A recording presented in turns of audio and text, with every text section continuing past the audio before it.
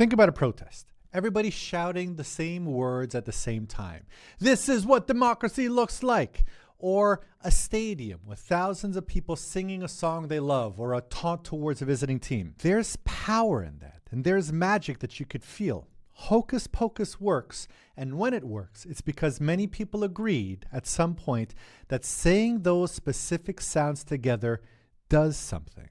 Say the same words together, and something happens that doesn't happen when you say them alone. So that feeling is a major engine of Wolf Hall, where we see Thomas Cromwell, a master of language and communication, give words power. Let's have a quick history lesson first. Thomas Cromwell was vilified for centuries. Right after his death, the reaction actually split, as some called him a hero of the Reformation, while others called him a villain. The movie A Man for All Seasons won Oscars, and that's the version that most people actually grew up on. Thomas More as the conscience of England, refusing to bend, while Thomas Cromwell is the cold machine that crushes him for it. And then it took Hilary Mantel to show him as a self-made man thinking clearly in a room full of people who inherited everything and built kind of nothing. For those of you who are in tech-adjacent internet spheres, Cromwell is the godfather of word cells. He's a verbal magician. He knows the best word in every moment and the best timing as well. He doesn't just walk into a room and demand attention, pounding his fist and speaking powerfully. He knows how to give the right kind of attention as well. He's a very witty man and hilarious in a lot of the book, and he knows how to listen to others in the ways that they want to be listened to. And he knows how to redirect their energies in a conversation. He knows how to put words together that can convince people with more power and status than him to do exactly what he wants. Throughout much of the book, he's constantly reminded by people of higher birth that he's lowborn, and yet they also acknowledge that he has more power than they do, even with their foot-stamping protests. Even those that have the most powerful words, which was the church and its most devout supporters of the Bible, well, Cromwell has a New Testament memorized, and he could reinterpret the Bible in a way to overthrow the highest religious authorities. Cromwell is with words what Zorro is with a sword.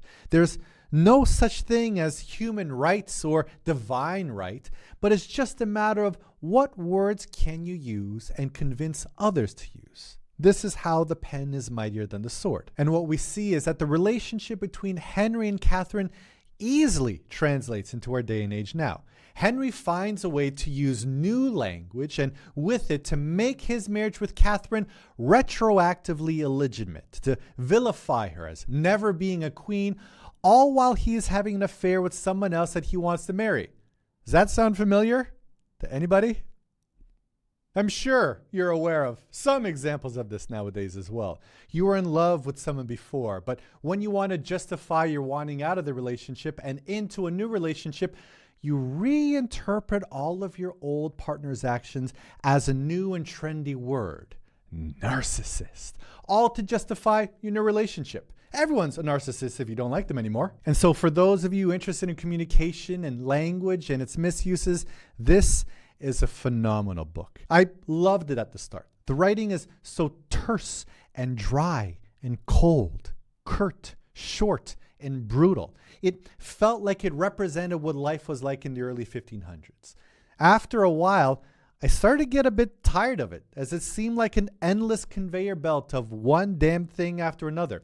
There's no time to sit with any of what happened before the next thing happened. As brilliant as Cromwell is, he's not a god who lounges about and decrees with his magic tongue. He's a workhorse, and he has to keep rolling with the punches. And that's part of the message. I know, it's part of the worldview. And in part, it challenged me as a reader, as I wanted to keep powering through the book to see what would happen next. But my favorite moments with the book were when I let myself read it more slowly, and to offer myself the chance to digest what happened, which isn't a privilege given to the main character who has no chance at all to grieve the loss of his wife and his daughters. There's no chance to rest. Compare this to Train Dreams, where a man loses his family and he spends the rest of the story mourning.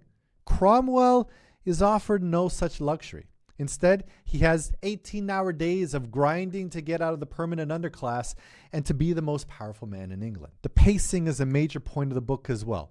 A bishop falls, a wife dies, a body needs a burning, a head needs to be separated from its shoulders, a king needs a son, and it's dinner, and it's time to eat. And then there's an endless stack of letters to respond to. E.M. Forster talked about chronicle versus plot. The king died, and then the queen died. That's chronicle. The king died, and then the queen died of grief. That's plot. We have a tendency to tell our lives as plots rather than as chronicles, to believe that we are as we are because of some relentless arrow of time, with all of our traumas, both contemporary and intergenerational, being the cause of our actions. But another view of the world is to see it as the frothing, non-linear chaos. Life is just one damn thing after another. All plot is retrospective. Nobody gets the tidy causal explanation in the moment. You only get that afterwards, once somebody writes the history down and decides, or once your therapist translates your history for you after the fact, what caused what. Here's something neat that the book doesn't cover, but it's worth noting. Thomas More, he's a central figure in the book. He was made a saint, but not in the book, many, many years after he died. It was 400 years later, in 1935, by a pope who was watching Europe fall apart. And so he needed some English Catholic martyrs to make a point. But the British press was not happy with it at the time, and they called it hostile. I find this fact amazing because I grew up super Catholic, and I've never thought about how does somebody actually become a saint.